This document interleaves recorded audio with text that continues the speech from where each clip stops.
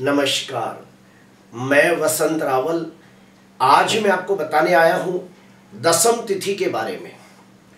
ज्योतिष शास्त्र के अंदर पंचांग का बहुत ज़्यादा महत्व होता है और पंचांग के 5 अंग होते हैं: तिथि, वार, नक्षत्र, योग और करण। हमारी जो सीरीज चल रही है ये तिथियों की सीरीज चल रही है और तिथियों का सबसे ज़्यादा उपयोग मुहूर्त शास्त्र के अंदर किया जाता है।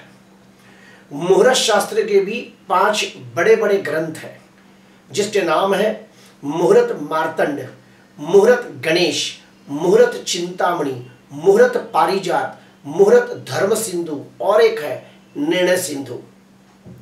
इन सभी ग्रंथों के अंदर तिथियों के बारे में काफ़ी विस्तृत जानकारी और काफ़ी गहन जानकारी दी गई है जो आज मैं आपको बताने वाला हूं। तो आइए जानते हैं दसवीं तिथि के बारे में। हिंदू धर्म के मुताबिक हर महीने के अंदर 2 पक्ष आते हैं। एक होता है शुक्ल पक्ष, दूसरा होता है कृष्ण पक्ष, और दोनों पक्षों के अंदर दसवीं तिथि आती है। और दसवीं तिथि के भगवान होते हैं यमराज। कुछ किताबों में ये भी कहा गया है धर्मराज, और कुछ किताबों में ये भी कहा गया है कि दसवीं तिथि के दिन वायुदेव को अमृत पान कराया गया था। और ग्रहों के अंदर दसवीं तिथि के जो भगवान हैं, स्वामी हैं, वो है चंद्रदेव। दसवीं तिथि को धनदायिनी और वैभवदायिनी भी कहा गया है। और एक स्टेप अंदर जाते हैं। जितनी भी तिथियां हैं उन्हें 5 श्रेणी में विभाजित किया गया है। और वो 5 श्रेणी कौन कौन सी है? नंदा, भद्रा, जया, रिक्ता और पूर्णा। सारी तिथियों को ये 5 अलग अलग भागों में विभाजित किया गया है। और जो दसम तिथि है उसकी गिनती पूर्णा तिथि में होती है। ज्योतिष शास्त्र के मुताबिक, मुहूर्त शास्त्र के मुताबिक जिस दिन दसवीं हो और अगर उस दिन गुरुवार आ जाए तो उसे सिद्धा तिथि कहते हैं। और सिद्धा तिथि के अंदर आप जो भी काम करते हैं उसके अंदर आपको निश्चित तौर पे सफलता प्राप्त होती है, वो कार्य आपका सिद्ध होता है। उसके बाद और एक स्टेप अंदर जाते हैं। हुताशन तिथि, जिस दिन दसम तिथि हो और अगर उस दिन शुक्रवार आ जाए तो उसे हुताशन तिथि कहते हैं। और हुताशन तिथि के अंदर कोई भी शुभ कार्य किया जाए तो उसमें बहुत सारे विघ्न, अड़चने, रुकावटें और तकलीफें आती है। इसीलिए जिस दिन दसवीं हो और उसी दिन शुक्रवार हो तो कोई भी शुभ कार्य की शुरुआत नहीं करनी चाहिए, कोई भी मांगलिक कार्य की शुरुआत नहीं करनी चाहिए। आखिरी में आते हैं, जिस दिन दसम तिथि हो और अगर उस दिन शनिवार आ जाए तो उसे मृत्यु योग कहते हैं। और इस योग के अंदर भी कोई भी शुभ कार्य और मांगलिक कार्य गलती से भी नहीं करना चाहिए।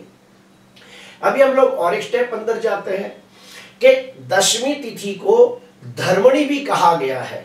इसके भगवान यमराज भी है, धर्मराज भी है। और जिस दिन दसवीं थी उस दिन वायु भगवान को अमृत का पान कराया गया था और इसके भगवान चंद्रदेव है।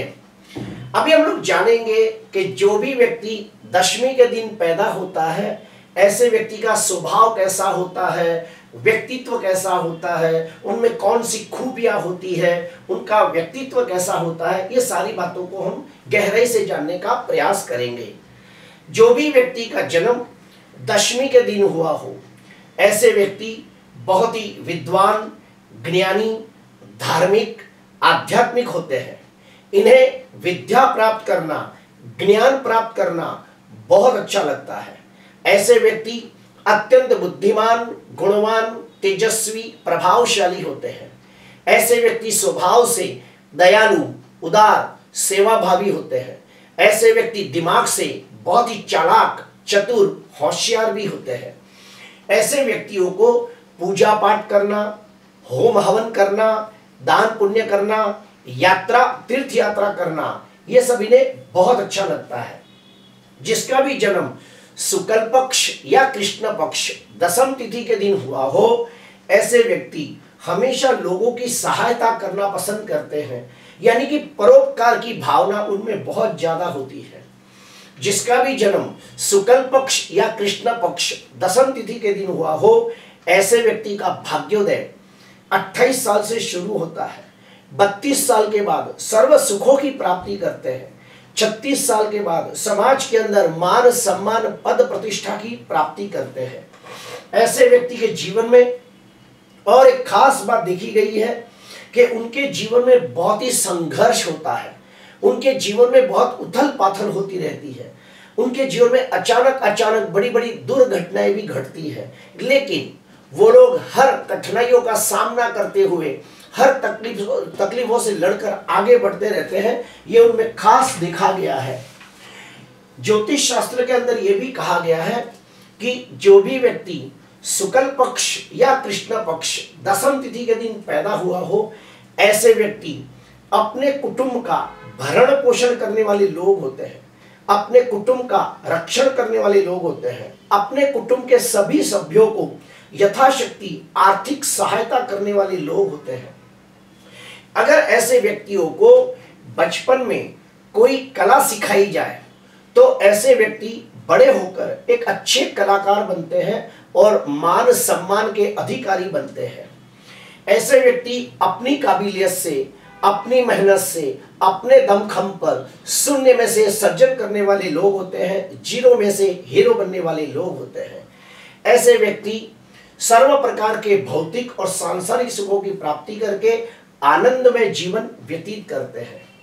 ऐसे व्यक्तियों में और एक खास बात देखी गई है कि ऐसे व्यक्तियों को घूमना फिरना, अप टू डेट रहना, फिट एंड फाइन रहना, अपने आप को ज्यादा सुंदर दिखाने का प्रयास करते हैं। जो भी व्यक्ति का जन्म शुक्ल पक्ष या कृष्ण पक्ष दशम तिथि के दिन हुआ हो, ऐसे व्यक्ति एक अच्छे देशभक्त होते हैं, धार्मिक कार्यों में बढ़ चढ़कर हिस्सा लेने वाले लोग होते हैं। ऐसे व्यक्ति गवर्नमेंट सर्वेंट हो सकते हैं, गवर्नमेंट से लगते कोई भी काम करे तो उन्हें अच्छी सफलता प्राप्त होती है। अगर ऐसे व्यक्ति राजनीति में जाए तो बहुत नामना कमाते हैं।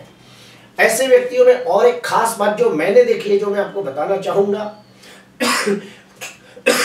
जो भी व्यक्ति दसवें के दिन पैदा होता है, ऐसे व्यक्तियों को 45 वर्ष के बाद यानी कि जीवन के उत्तरार्ध में इन लोगों को ध्यान, मेडिटेशन, योग साधना, आत्मचिंतन, आत्ममंथन, मंत्र अनुष्ठान, मंत्र सिद्धि, ये सब करना इन्हें बड़ा अच्छा लगता है। ऐसे व्यक्ति शरीर से स्वस्थ, तंदुरुस्त, निरोगी होते हैं। अगर ऐसे व्यक्ति शिव जी की पूजा पाठ करें तो ऐसे व्यक्तियों को दसवीं के दिन गलती से भी शिव जी की पूजा नहीं करनी चाहिए। फिर से कहूंगा, शुक्ल पक्ष या कृष्ण पक्ष दशम तिथि के दिन हो सके तो शिव जी की पूजा नहीं करनी चाहिए। और अश्विन मास की शुक्ल पक्ष या कृष्ण पक्ष दशम तिथि को शून्य तिथि माना गया है, उसमें कोई भी शुभ कार्य का आरंभ नहीं करना चाहिए। अभी हम लोग जानेंगे कि मुहूर्त शास्त्र के अनुसार दशम तिथि के दिन आप कौन कौन से शुभ कार्य और मांगलिक कार्य कर सकते हो। तो सुनिए, दशम तिथि के दिन आप सगाई कर सकते हो, विवाह जैसा मांगलिक कार्य आप कर सकते हो, 2 व्हीलर या 4 व्हीलर वाहन की खरीदी कर सकते हो, कोई भी प्रकार का म्यूजिकल इंस्ट्रूमेंट खरीदी कर सकते हो, खेतों में बीजों का रोपण कर सकते हो। दशमी तिथि के दिन ऑनलाइन एग्जाम देना बड़ा लाभकारी माना गया है। अगर नई दुकान हो, नया मकान हो, नई प्रॉपर्टी हो और उसका एग्रीमेंट करना हो तो भी दशम तिथि को बहुत ही ज्यादा शुभ माना गया है। शरीर के ऊपर कोई भी प्रकार का ऑपरेशन करना हो, कोई प्रेग्नेंट लेडी सिजेरियन ऑपरेशन करना चाहती हो तो भी दसवीं तिथि को बहुत ज्यादा शुभ माना गया है। ऑफिस का, फैक्ट्री का, दुकान का ओपनिंग करना हो तो सोने पे सुहागा जैसा फल मिलता है। कोई भी प्रकार के मंदिर की प्राण प्रतिष्ठा करनी हो तो भी दशम तिथि को बहुत शुभ माना गया है। कोई भी मंत्र का अनुष्ठान जब पूरा हो जाता है तो उसका दशांश होम करना हो तो भी दशम तिथि को सर्वश्रेष्ठ माना गया है।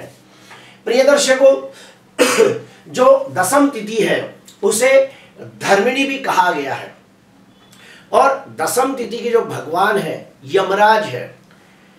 कुछ किताबों में यह भी कहा गया है कि दशम तिथि के जो भगवान है धर्मराज है और दशम तिथि के दिन वायुदेव को अमृत पान कराया गया था।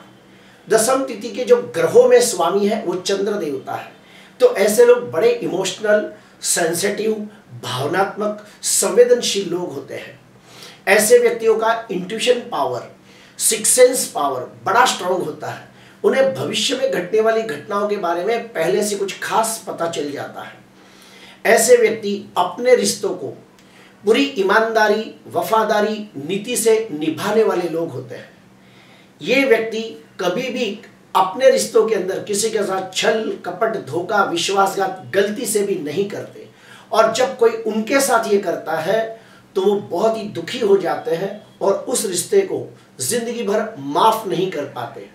तो प्रिय दर्शकों, आज मैंने आपको बताने की कोशिश की कि दशम तिथि के दिन जन्मे जातक कैसे होते हैं, उनका स्वभाव कैसा होता है, उनका व्यक्तित्व कैसा होता है, उनमें कौन सी खूबियां होती है।